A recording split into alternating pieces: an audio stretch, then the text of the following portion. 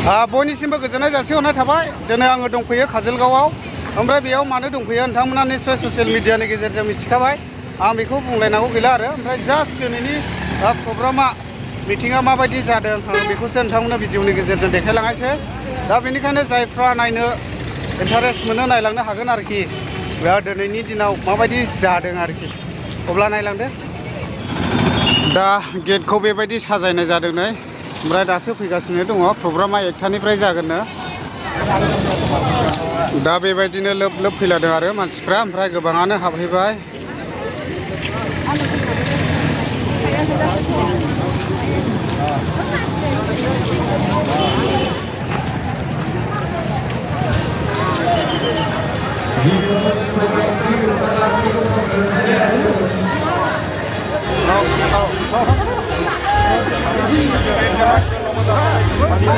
आंखौ थिमि मा थिमिखौ लांनो मोना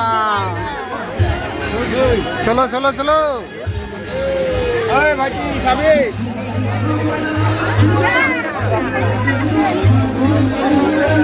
यो নাই নয় নয় আউটে যাবে না ও সব ফলো যাবে এই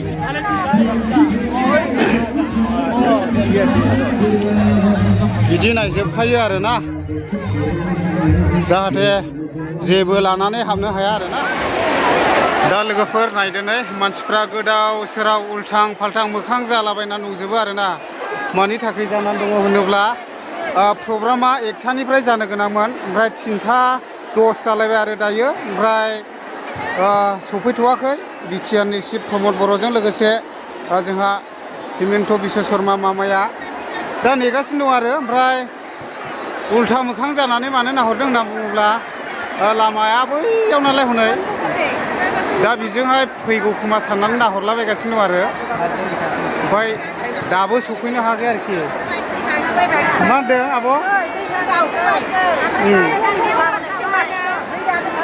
दै गांबाय आयो दै गांजोब्बायनो नै ओरैबायदि खस्थ' मा होनदों आब' दैया लाबोदोंमोन बेयाव गेटआव गारनानै थारमाने दैयाखौ गेटआव लाखिजोब्बायना ओमफ्राय दा बेवहाय सिङाव बुहुद दै गांबाय आरोखि ने प्रब्लेम जाबाय नंगौथ' आरो ओमफ्राय दा दैबोथ' रानना होआखै ने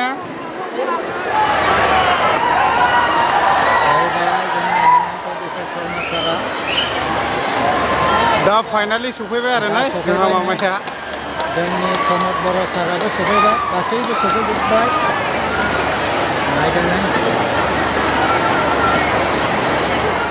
আপোনালোকে অলপ আগতে দেখা পাইছে যে চিৰাং জিলাৰ উন্নতিৰ কাৰণে আমি অলপ আগতে চাপাগুৰি আমটেকা ভূটান এই পথটোৰ আমি আধাৰশিলা স্থাপন কৰিলোঁ এই পথটোৱে আমাৰ বঙাইগাঁও চহৰৰ সৈতে ভূটান সীমাৰ আমটেকালৈকে আমাৰ যাতায়াত সুচল কৰিব আৰু বেংটল বিজনী চিডলি ভূটান সীমান্তৰ বিভিন্ন চহৰ গাঁও বজাৰ এলেকাত যোগাযোগৰ ব্যৱস্থা উন্নত কৰিব চিৰাঙৰ এই ৰাস্তাটোৰ বাবে আমাৰ চৰকাৰে 350 কোটি টকা মঞ্জুৰ কৰিছে আৰু লেণ্ড একুইজিশ্যনৰ বাবে খৰচ পাতি দিয়াৰ পিছত এই পথটো আমি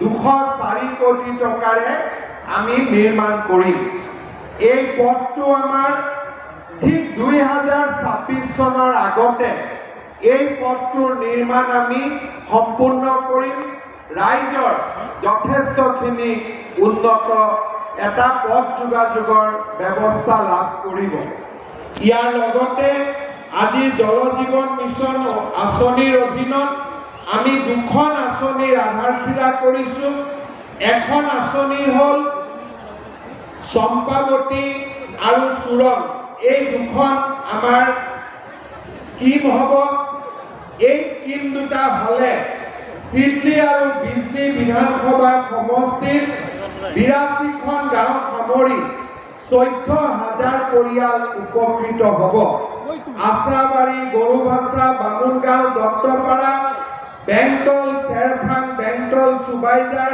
হাইকাজাৰ, বৰপথাৰ, পাণবাৰী, বিষ্ণুপুৰ, থুলিবাৰী, আলাৰী আৰু বৰলুগাঁও এই আঁচনিৰ পৰা উপকৃত হ'ব।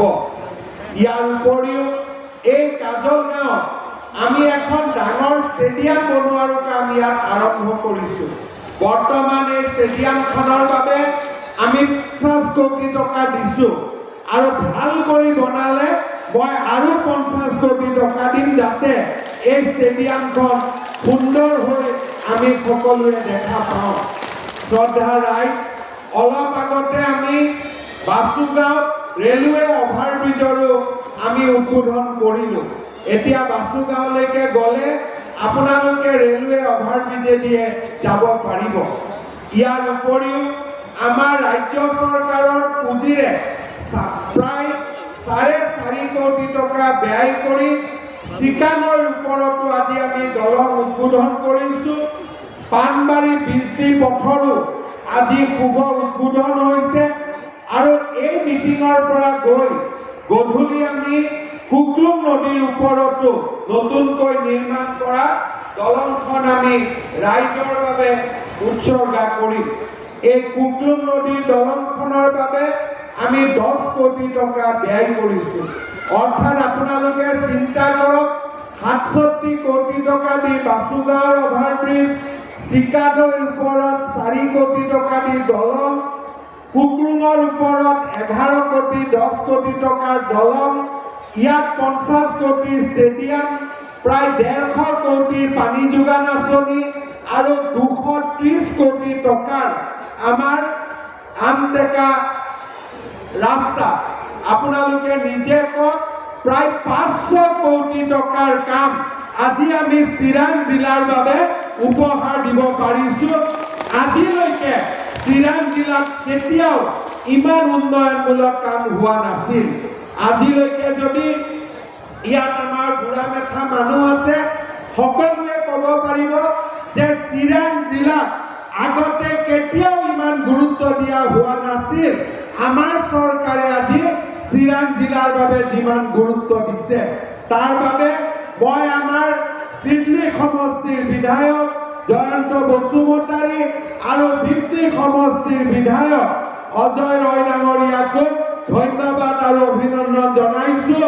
আৰু ৰাইজক প্ৰমোদ বড়ো, জয়ন্ত বসুমতাৰী আৰু অজয় ৰয়ৰ কাৰণে দীঘলীয়া হাত চাপৰি এটা বজাবলৈ মই অনুৰোধ কৰিছোঁ। শ্ৰদ্ধা ৰাইজ, আজিৰ দিনটোত মই ৰাতিপুৱা কোকৰাঝাৰলৈ গৈছিলোঁ। আজিৰ পৰা আমি অসমত 7 লাখ পৰিয়ালক আৰু অধিক অৰুণোদয় আঁচনিত অন্তৰ্ভুক্ত কৰিছোঁ। আমাৰ চৰকাৰ যেতিয়া আহিছিল তেতিয়া আমি অৰুণোদয় 830 টকা দিছিলোঁ। মানুহে কৈছিলে যে ইলেকশ্যন অহাৰ কাৰণে দিছে, দুদিন পিছত বন্ধ হৈ যাব। কিন্তু আমাৰ চৰকাৰ অহাৰ পিছত 830 টকাৰ অৰুণোদয় 1000 হ'ল। 1000 টকাৰ অৰুণোদয় আমাৰ 1250 টকা হ'ল। আগতে পাইছিল অৰুণোদয় 19 লাখ মানুহে, এতিয়া অৰুণোদয় পালে 27 লাখ মানুহে, আৰু অহা বছৰ আমি আৰু 5 লাখ পৰিয়ালক আমি অৰুণোদয় আঁচনি দিয়াৰ আমি ব্যৱস্থা কৰিম। শ্ৰদ্ধা ৰাইজ, আজি মই আপোনালোকক এটা কথা সুধিব খুজিছোঁ, ইয়াত থকা কিমান মানুহৰ ঘৰত ৰেচন কাৰ্ড নাই? আপোনালোকে হাত দাঙক। কাৰ কাৰ ঘৰত ৰেচন কাৰ্ড নাই? কাৰ কাৰ ৰেচন কাৰ্ড নাই? আৰু ৰেচন কাৰ্ড কাৰ কাৰ আছে? হাত দাঙক। এতিয়া মই ৰেচন কাৰ্ড থকা মানুহৰ কাৰণেও এটা ভাল খবৰ দিম, ৰেচন কাৰ্ড নাথাকা মানুহৰ কাৰণেও এটা ভাল খবৰ দিম। যাৰ যাৰ ৰেচন কাৰ্ড নাই তেওঁলোকে ওচৰৰ ৰেচনৰ দোকানী নহ'লে আমাৰ MLA ঘৰত আপোনালোকে এপ্লিকেশ্যন দিব। যাৰ যাৰ ৰেচনৰ কাৰ্ড নাই 100% আমি সকলোকে ৰেচন কাৰ্ড আপোনালোকক আমি দি দিম। এতিয়া যিবিলাকৰ ৰেচন কাৰ্ড আছে, আগতে ৰেচন কাৰ্ডত কি হৈছিলে, অকল মাত্ৰ 5 কেজি আপোনালোকে চাউল পাইছিলে। 5টা যদি ফেমিলি থাকে 25 কেজি পাইছিলে। চিৰাঙত অলপ ৰেচন কাৰ্ড দোকানীবিলাকে অলপ কাটাকাটিও কৰি থাকে মাজে মাজে, পুৰা নিদিয়ে, হয়নে নহয়? পুৰা দিয়ে নেকি? পুৰা নিদিয়ে, অলপ অলপ কাটে, মই গম পাওঁ। তাৰ ব্যৱস্থাটো কৰি আছো মই সোনকালে। যেনেকৈ আমাৰ চৰকাৰী অফিচাৰবিলাকে আজিকালি টকা ল'লে জেলত যাব লাগে, তেনেকৈ ৰাইজৰ চাউল কাটিলেও দুদিন পিছত কাৰ কি হ'ব মই নকওঁ, নিজে বুজি ল'লে হ'ব। কিন্তু এতিয়া চবচে ডাঙৰ কথা, যাৰ যাৰ ৰেচন কাৰ্ড আছে তেওঁলোকে এতিয়া নতুনকৈ আৰু এটা কাৰ্ড পাব, সৰু কাৰ্ড এটা, লিখা থাকিব আয়ুষ্মান ভাৰত, আয়ুষ্মান অসম। আৰু যাৰ কাৰ্ড নাই সি ৰেচন কাৰ্ডখন দেখালেও হ'ব। এতিয়াৰ পৰা মেডিকেল কলেজ হস্পিটালত আপোনালোকে এই ৰেচন কাৰ্ডখন দেখুৱালে 5 লাখ টকালৈকে আপোনালোকে বিনামূলীয়া চিকিৎসা সহায়ো আপোনালোকে পাব। অৰ্থাৎ আপোনালোকে বিনা পইচাত চাউল পায়। আপোনালোকে ৰেচন কাৰ্ডখন দেখুৱালে এতিয়াৰ পৰা 5 লাখ টকাৰ আপোনালোকে মেডিকেল ট্ৰিটমেণ্টটো আপোনালোকে পাব। লোকসভাৰ নিৰ্বাচনৰ পিছত ভগৱানে যদি মোক ভাল কৰি শক্তি দিয়ে, এই ৰেচন কাৰ্ডত মই 1 কেজিকৈ চাহপাতো আপোনালোকক বিনামূলীয়া দিয়াৰ ব্যৱস্থা কৰিম। কিমানখিনি মই পাৰোঁ ক'ব নোৱাৰোঁ, মোৰ মনত ইচ্ছা আছে। শ্ৰদ্ধাৰ আইসকল, দেউতাসকল, আমাৰ ইয়াতে কিমান আইসকল আহিছে যোন আত্মসহায়ক গোটৰ সদস্য? কিমান আছে চাওঁ, হাত দাঙক। আচ্ছা, চবে আত্মসহায়ক গ্ৰুপ আছে? আছে? পিছফালে হাত দাঙা নাই, আছে নে নাই? গছ ৰুলে? কোনে কোনে গছ ৰুলে হাত দাঙক এতিয়া। গছবোৰ বাচি আছে নে নাই? আছেতো 100%। আমাৰ গুৱাহাটীৰ কিছুমান মানুহে কৈ আছিলে যে গছবিলাক নাবাচে কিয়? বোলে বৰষুণ অহা নাই, ভগৱানে বাপেকে বৰষুণ দি দিলে, যা যিমান লাগে সিমান বৰষুণ দিলে, চব গছবিলাক বাচিলে। এতিয়া আমি কি কৰিছোঁ, যিমান আত্মসহায়ক গোটৰ মেম্বাৰ আছে এই গোটেই মেম্বাৰক আমি ডিচেম্বৰ মাহত এখন ফৰ্ম দিম।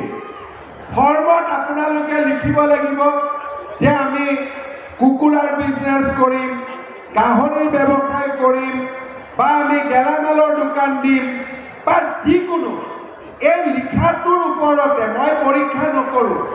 আই মাতৃয়ে যিটোৱে লিখি দিব মই সেইটোৱে বিশ্বাস কৰিম আৰু আপোনালোকৰ বেংক একাউণ্টত 10,000 টকাকৈ আমি সোমাই দিম।